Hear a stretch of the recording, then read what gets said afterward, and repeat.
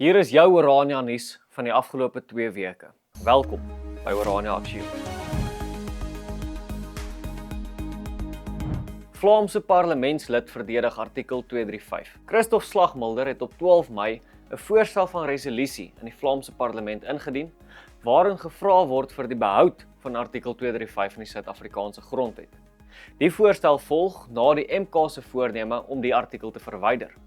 Volgens Slagmilder is artikel 235 'n noodsaaklike waarborg vir kulturele autonomie, identiteit en vreedsame samelewing in Suid-Afrika.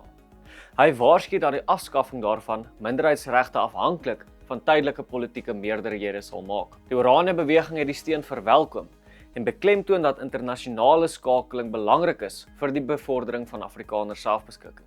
Die Orania beweging sê dat die steun van Vlaams Belang die verhouding wat oor jare lank opgebou is, bevestig, maar beklemtoon ook die verantwoordelikheid van Afrikaners om daadwerklik op te tree. Die beweging het ook 'n brief opgestel ter verdediging van artikel 235, waarin ondersteuners hul name kan byvoeg.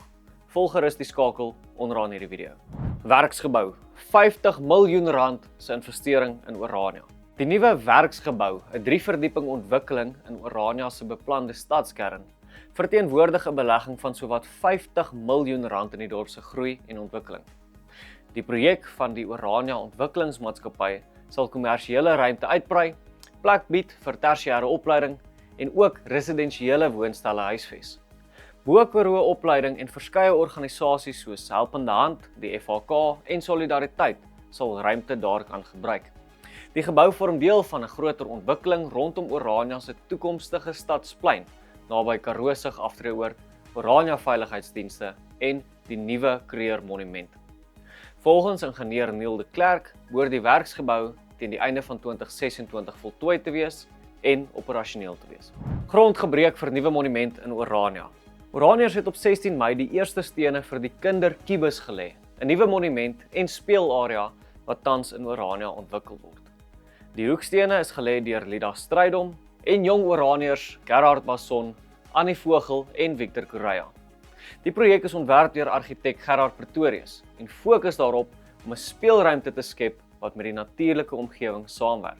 Die kinderkubus is 'n projek van Kaalvoet wat reeds verskeie monumente in Orania opgerig het. Fondse vir die projek is ook tydens die 2026 Kaalvoet konsert ingesamel. Paul Kruger Monument in Orania bereik volgende fase. Die Paul Kruger Monument in Orania ondergaan tans verdere afrondingswerk nadat dit reeds in Oktober 2025 onthul is. Konstruksiespanne brei tans die voetstuk en omliggende terrein uit met ekstra trappe, sitmure en grasaanplantings.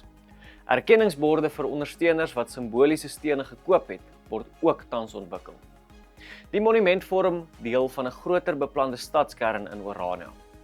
Waar die terrein tans nog in ontwikkeling is, word daar verwag dat die gebied mettertyd 'n volwaardige Afrikanerplein sal wees. Oraniërs betree die verhoog tydens Kaalvoet konsert. Oraniërs het op 15 en 16 Mei saamgekom vir die jaarlikse Kaalvoet konsert, 'n gemeenskapsprojek wat al dekades lank deel van die dorp se kultuur vorm. Inwoners van alle ouderdomme het bekende Afrikaanse liedjies op kreatiewe maniere opgevoer, terwyl fondse ingesamel is vir die nuwe kinderkubus monument. Die tema van vanjaar se konsert was Kaalvoet Legendes. Deelnemers het vir weke voorberei aan hul items en die konsert het weer eens verskillende dele van die gemeenskap op een verhoog saamgebring. Die produksie is beskryf as 'n reuse sukses, vol humor, kreatiwiteit en gemeenskapsgees. Oranje rivier in vloed. Die Oranje rivier het na swaar reën in die opvangsgebied tot vloedvlakke gestyg.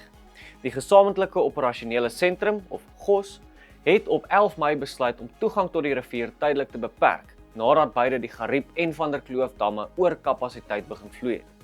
Die uitvloei uit die Van der Kloof dam het meer as 2200 kubieke meter water per sekonde bereik.